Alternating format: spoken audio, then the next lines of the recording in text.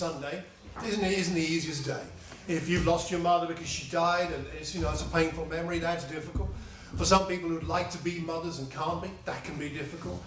For others who had a difficult relationship with their mothers, or perhaps still do, it's a difficult day. So we have to acknowledge that for some, this isn't as easy a day to rejoice as for others. But I think the Bible says we rejoice with those who rejoice, and we mourn with those who mourn.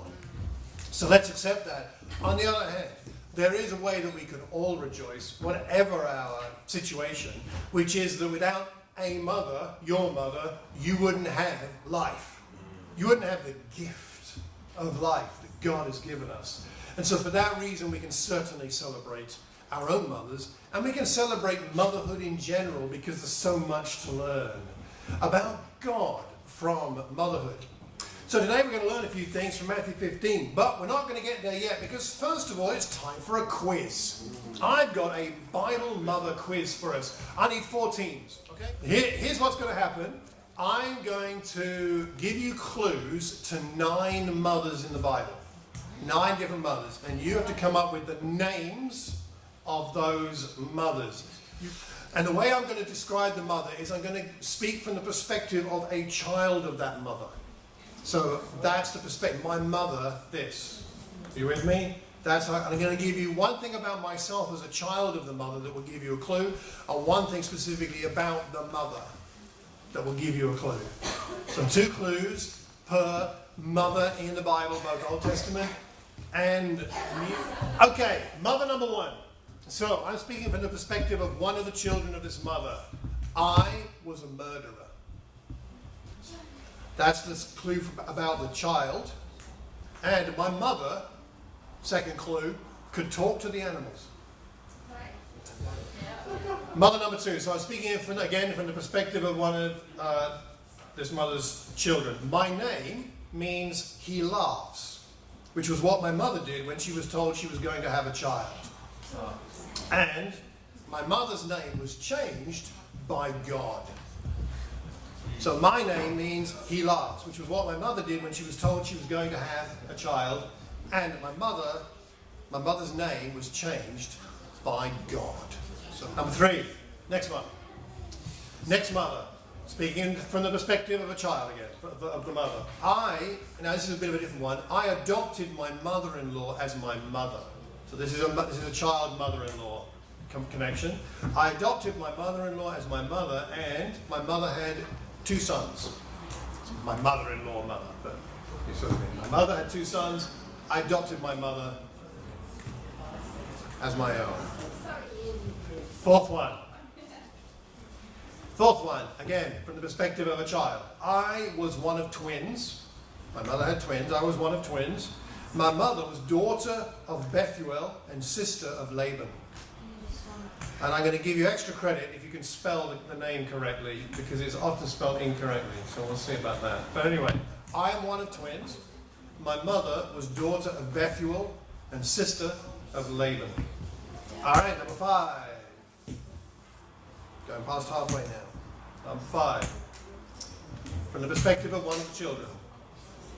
I was one of at least 7 children. I was one of at least 7 children. My mother lived longer than I did. I was one of at least 7 children. My mother lived longer than I did.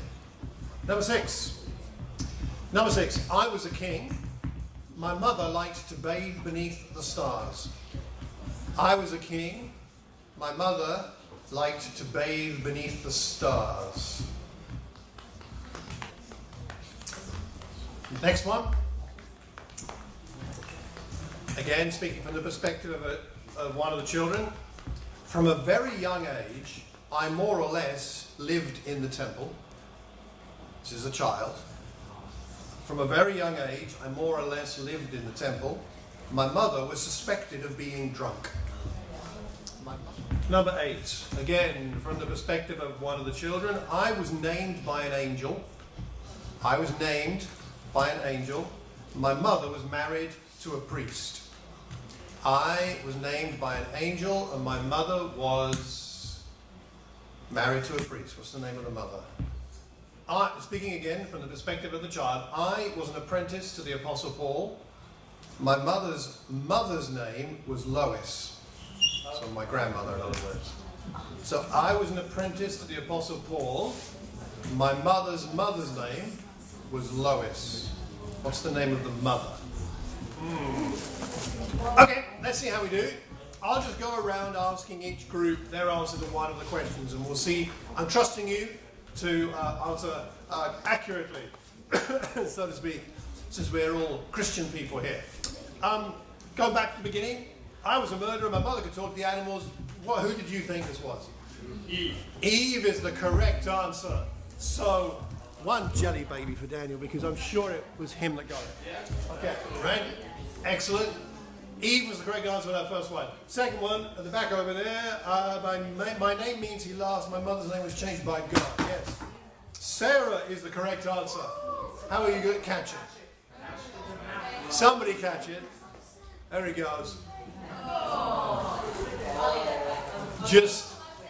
It'll be fine. Group at the back on this side. I adopted my mother-in-law as my mother. My mother had two sons. Was Naomi. Correct. Yes, that's right. Tell you what, I'll even bring it all the way back. Okay. All right. Now, next one. I was one of twins. My mother was daughter of Bethuel and a sister of Laban. Who do we think it was over here? Rebecca. Rebecca is correct. You have earned yourself a jelly baby. Let me see. There you go. It's all yours. What is the correct spelling of Rebecca, by the way? Thank you very much. Oh, Rachel. She's a teacher. She's a teacher. Okay. Coming back to this group. I was one of at least 7 children. My mother lived longer than me. Who was that? Well, we know it's wrong, but because that's the next answer. We thought it's Bathsheba. No. Who might it be? Who might it be? Mary, the mother of Jesus. Noel gets a jelly baby. There we go. Okay. Excellent. Group in the back over there. I was the king. My mother liked to bathe under the stars. Was anybody over there? Bathsheba, that's correct. Excellent.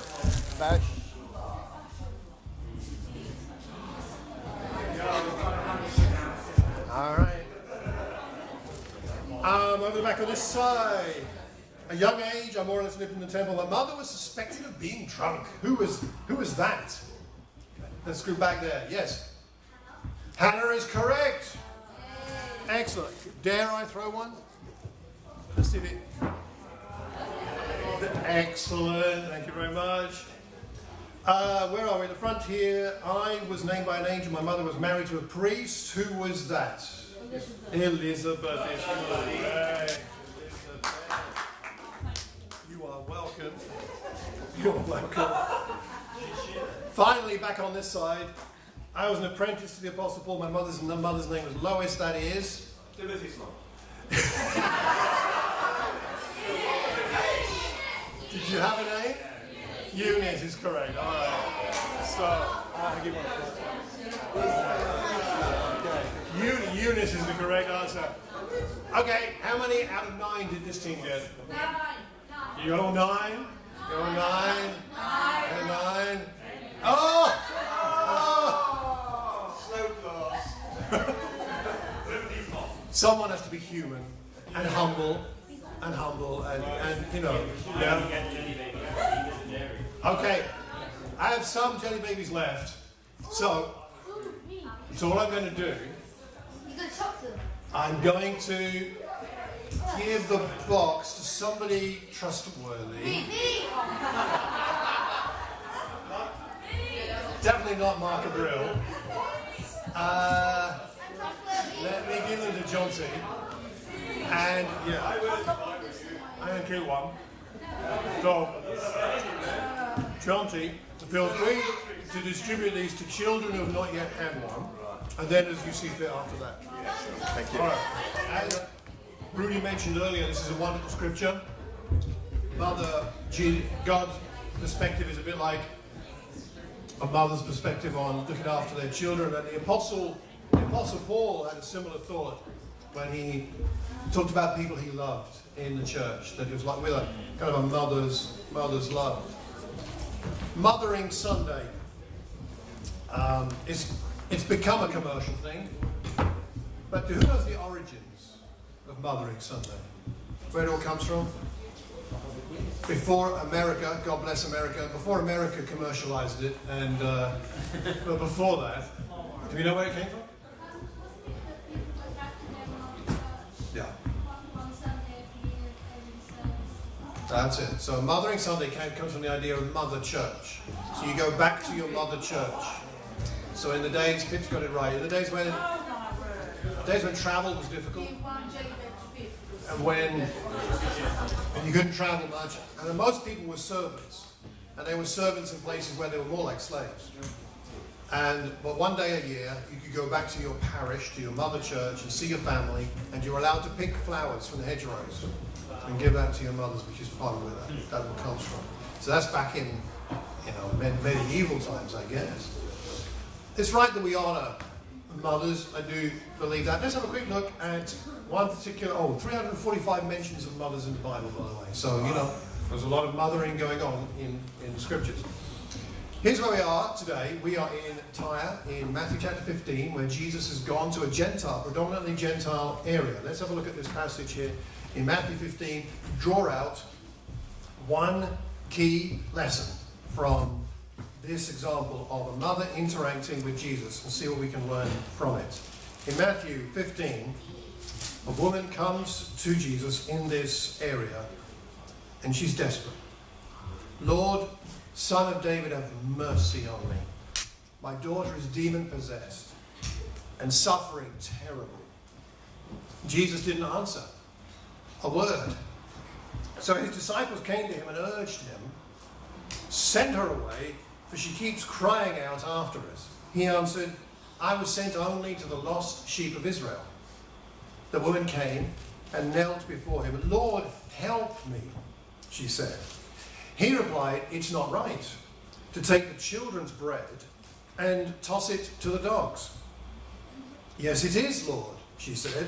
Even the dogs eat the crumbs that fall from their master's table. Then Jesus said to her, Woman, you have great faith. Your request is granted. And her daughter was healed at that moment. Isn't it an interesting story? So, what's the significance of her being a Canaanite woman? In this story, what's going on there? What's going on with this Canaanite reference, would you say? Not a Jew. She's not a Jew. Okay. And Jesus, his mission was limited at that point, right? The apostles were to go elsewhere after the resurrection, but more limited. How is the mother feeling? Desperate. You got your hand up there? Yeah? What do you think? Sad? Very sad. Yeah? Biggie. Her daughter's not safe. She's unsafe. She's in an unsafe situation. Desperate, isn't it? Parents here, and mothers especially perhaps, how many of us have been to A&E with our children? Okay, how many? Okay, many times, right? Yeah, Hannah Kaiser, sit. Honorary member. Okay, honorary member, you've got a season ticket to A&E. It's tough, isn't it, taking your kids to A&E. When Lydia, our daughter, was 1.5 years old, she put her foot into a cup of tea that had been put on the floor. It had just come out of the kettle. And Fred, our son, was just born. He was maybe a month, 2 months old. I was out. Penny was at home with both kids, and no mobile phones in those days, if any of us can remember what life was like. So it took her a while to get hold of me. She found where I was, somewhere about half an hour's drive away. She rang, and I found out, and I jumped in the car and drove back, because she didn't have the car, and she couldn't get to A&E, and so I rushed back. It took me about half an hour. I put Lydia in the car. Penny stayed at home with Fred, and we drove off to A&E, which is about another half-hour drive. And then she was screaming the whole time. I mean, she was a year and a half old. She couldn't really process what was going on. She was just in agony with this pain in her foot. So she screamed for the half hour before I got there. They screamed the half an hour of the car journey, non-stop.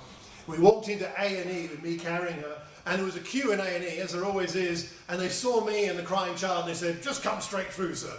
So, which was great. So they took her straight through, another half an hour of screaming. And not crying, screaming. An hour and a half. And then she just conked out. Like, went unconscious.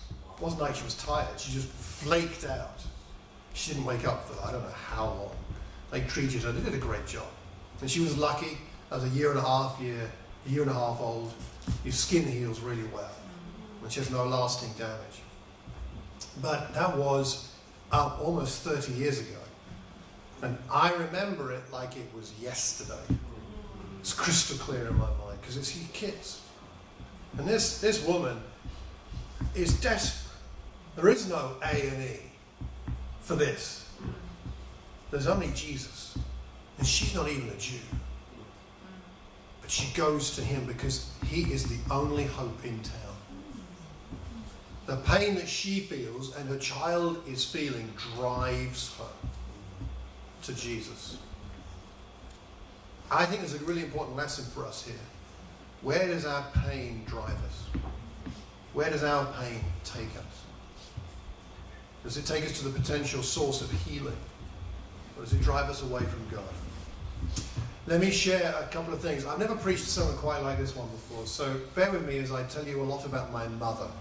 And I want to tell you about my mother because to me she exemplifies what we just looked at here in this passage. Perhaps you did think I was demon-possessed as a child. I think I might have been, actually. But anyway, I want to talk about the pain in her life. So my mother, born in well, I won't tell the exact age, Mum, because I know she watches some of these videos, so I better be careful what I say. Anyway, she was born in the 30s, just before the war, in the Second World War, in the UK. She was born in Portsmouth and grew up there. That's her, maybe just around the time of the end of the war, maybe with her younger brother, my Uncle John. She married my father 61 years ago. Which is amazing. She was, 22 or so, I think, at the time. And there you go. Sorry, oh dear, I'm giving things away. So they married, and then that's my mother's parents, her mother and father. That they come from the generation when people take a photograph, you don't smile. If you look at pictures from about pre-1940, no one smiles at pictures. It's a funny thing, it's a modern thing. Anyway, so that's my granddad and my grandmother, who are long since dead, but I remember them well. And they did a great job raising my mother, and they had their challenges. My grandfather was in the customs and excise field, and during the war he was posted 6 months at a time away. So my mum didn't see her dad quite a bit growing up. And my mother's mother had arthritis very badly and had a lot of problems with her spine. She spent 6 months in hospital, quite a lot of, for several times. And my mother ended up being raised a lot by her grandparents living nearby. During the war, they had to leave Portsmouth because of the bombing and live with relatives outside Portsmouth. There was a lot of disruption in her childhood, to say the least. And as we move on, she married my father, as I said, and then my sister, my mother, and my father on one of our wet and windy holidays in Wales. That was my father's idea of heaven. Was to walk around Wales in the rain, pointing out geological features, because my father was a geologist and a geographer. So our holidays, when I was very small, that's an escarpment, right? Okay, and that's a valley, right? And that was our holidays, which were very educational, Dad. So thank you. My mother at that point was already suffering significantly from severe rheumatoid arthritis. Now, this started when she was 17 years old. She's now well into her 80s, and she's not had a pain-free day in her life, in her adult life. Not one day. And most of those, many of those days, very, very significant pain. Not a little bit. I can't remember her holding me, because she couldn't. I know she must have when I was very small, but I don't have any memories of being carried or held. My mother never ran anywhere. I don't remember her running. I don't remember her playing. I don't remember being hugged. And that doesn't mean she didn't love me. It's just she didn't have the capacity. I was born in Luton 58 years ago, and for my sins. And that was where we lived in a flat, which I don't remember because we moved away from when I was very young. But my mother's condition, when I was born, she was in actually the best shape ever, she told me, because there's something about the hormones that are awesome when you got arthritis. It just sort of clears it away. So just initially after the birth, fine, but when it came back with a vengeance. So when I was still a baby, my mother couldn't really move before about lunchtime. So my father left for work. He would get up, help my mother get into a chair in the kitchen. He would then he'd make sure I had a fresh nappy on, and he'd put me in my mother's lap, and then he would put a bowl of water and cleaning materials and towels, toweling nappies. In those days, no disposable nappies. He'd put a pile of those kinds of nappies and cleaning materials and a bowl of water on one side. He put bottles of milk there on the other, whatever was needed, and then left me in my mother's lap as he went off to work. And from what, I don't remember it, but from what I'm told, I sat on my mother's lap all morning because she couldn't move. By about lunchtime, she could get up and move around. And that was my early childhood, and that's my mother. I'm astonished. I don't know if I could do that.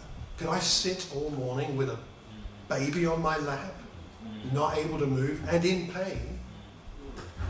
I don't know how she did it. I don't know how mothers do what they do. There's something astonishing God has given to mothers. And all of that was out. I didn't even know about that story I've told you until maybe 2 years ago. And I'm sure there's a lot more I don't know that my mother did for me, despite her pain. There's so much that's done for us that's so amazing that we're not aware of. Despite all this pain. Love will cause you to do all kinds of things that nothing else will drive you to do. This woman in Matthew 15, she was so desperate. She came to see a man that no one else would see from her culture and background. She came to see a rabbi, which women weren't supposed to come and talk to. She begged. She begged, didn't she? She didn't ask, she begged. And Jesus said, I can't give you anything because the children need the bread. And she said, I don't mind being under the table with the dogs, the household pet. It would have been like the puppy is kind of the word here. I don't mind being on the floor. I don't mind being under the table. I don't mind picking up a few crumbs if that's going to help my daughter. I don't mind. And I think it's that humility that demonstrates her faith. The humility is the outpouring of her faith, her trust in Jesus, that he has the answers. Her pain drives her to him rather than away. My mother is like that still to this day. She's moved on in her life. Oh dear, yeah, that's an embarrassing picture. I had to put that in for my own humility. I had a brief dalliance, an inadvisable dalliance with a moustache that mercifully was short.